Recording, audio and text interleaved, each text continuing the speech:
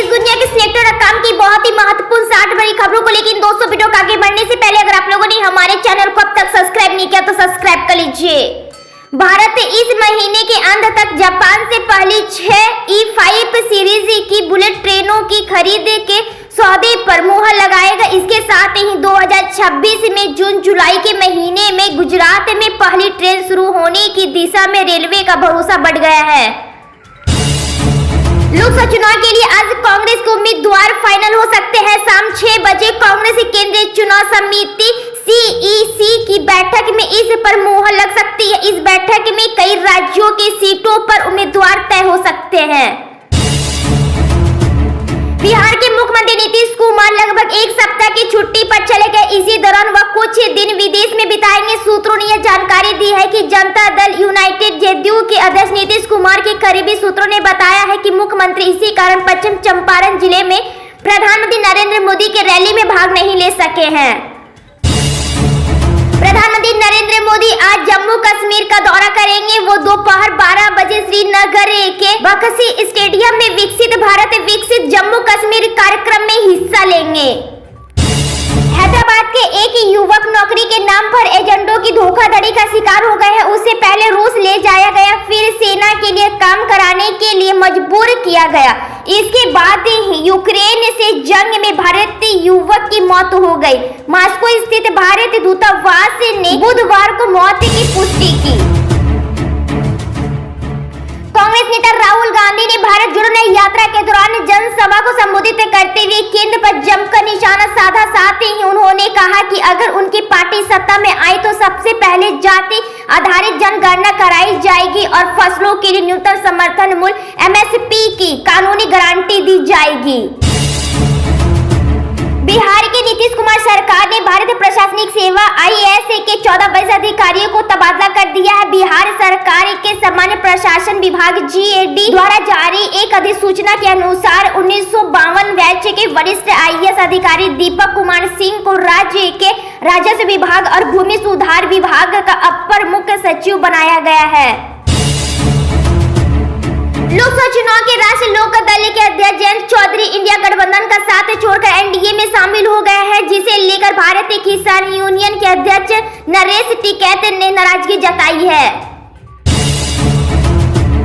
शराब घोटाले से जुड़े मामले में दिल्ली के मुख्यमंत्री अरविंद केजरीवाल को राउज एवेन्यू कोर्ट में समन भेजा है। ED की अर्जी पर यह समन भेजा गया है। कोर्ट ने केजरीवाल को 16 मार्च को पेश होने को कहा है।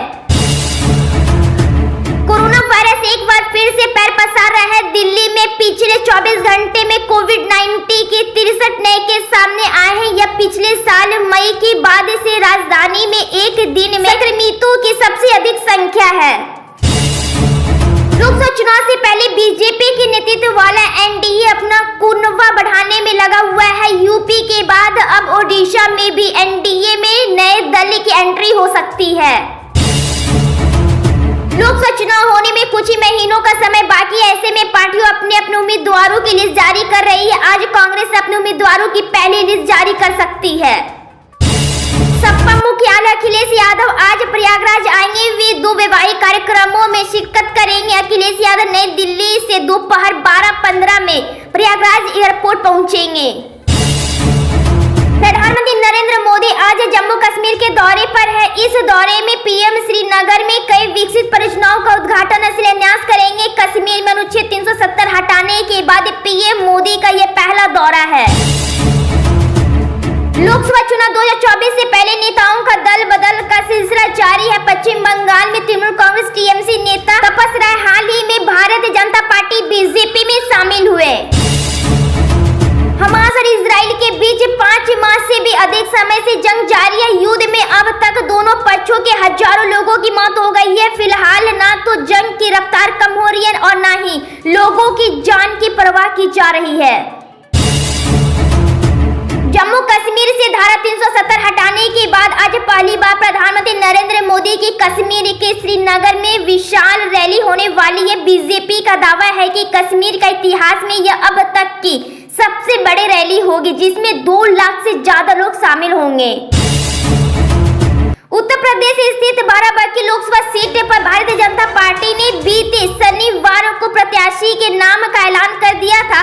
पार्टी ने मौजूदा सांसद उपेंद्र सिंह रावत को प्रोत्साहित बनाया था।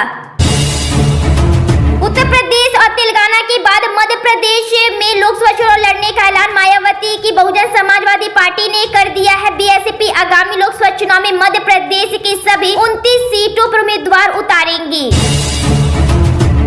कांग्रेस नेता राहुल गांधी इस वक्त देश के विभिन्न राज्यों में भारत जोड़ो न्याय यात्रा निकाल रहे हैं। इसी वक्त उनकी न्याय यात्रा मध्य प्रदेश में है और कई जगहों पर सभाएं भी आयोजित की जा रही है। लोकसभा चुनाव 2024 को लेकर भारतीय जनता पार्टी बीजेपी के प्रदेशों की कोर ग्रुप की मीटिंग हो चुकी है। इसी दौरान लगभग 150 सीटों की दूसरी लिस्ट पर मंथन किया गया। भारत में 2014 के बाद से स्टार्टअप की संख्या में बेतहाशा वृद्धि हुई है। प्रधानमंत्री नरेंद्र मोदी सरकार की स्किल इंडिया और स्टार्टअप इंडिया मुहिम ने इसके लिए देश के उद्यमशील युवाओं को प्रेरित किया है। आगामी लोकसभा चुनाव को लेकर महाराष्ट्र में अब तक दोनों गठबंधन के बीच सीट शेयरिंग को लेकर साफ तस्वीरें सामने नहीं आई है। हालांकि इंडिया का एक सीट शेयरिंग का फॉर्मूला सूत्रों के हवाले हाथ लग गया है। आगामी लोकसभा चुनाव से पहले राजनीतिक दलों के बीच आरोप प्रत्यारोप और हमलों का दौर शुरू हो चुका है। जहां एक तरफ प्रधानमंत्री नरेंद्र मोदी ने संदेश खाली के 5-12-7 में पहली जनसभा में तृणमूल कांग्रेस टीएमसी सरकार पर निशाना साधा और ममता बनर्जी पर सवाल उठाया, तो वहीं दूसरी तरफ टीएमसी ने कुछ ही समय में अंतराल पर पीएम मोदी और बीजेपी पर जवाबी हमला किया। लोकसभा चुनाव से पहले कांग्रेस की भारत जोड़ो न्याय यात्रा निकाली जा रही है। कांग्रेस सांसद राहुल गांधी के नेतृत्व में यह यात्रा अब गुजरात पहुंचने वाली है। अमेरिका में चीन के एक सॉफ्टवेयर इंजीनियर को गिरफ्तार किया गया है। इस इंजीनियर पर दिग्गज टेस्ट कंपनी ग्रुप की आर्टिफिशियल इंटेलिजेंस AI टेक्नोलॉजी चुराने का आरोप है। केंद्र सरकार के कर्मचारियों और पेंशन धारकों को आज बड़ी खुशखबरी मिल सकती है। दरअसल आज केंद्र कैबिनेट की बैठक होनी है और माना जा रहा है कि इसमें महंगाई भत्ते DA में इजाफा करने पर फैसला लिया जा सकता है। वित्त मंत्री आतिशी ने सोमवार को वार्षिक बजट 2024-2025 पेश करते हुए 76 करोड़ रुपए की व्यय की परिकल्पना करते हुए कहा कि दिल्ली सरकार अपने माल और सेवा कर प्रशासन को मजबूत करेगी, जिसमें रेवेन्यू में बढ़ोतरी होगी।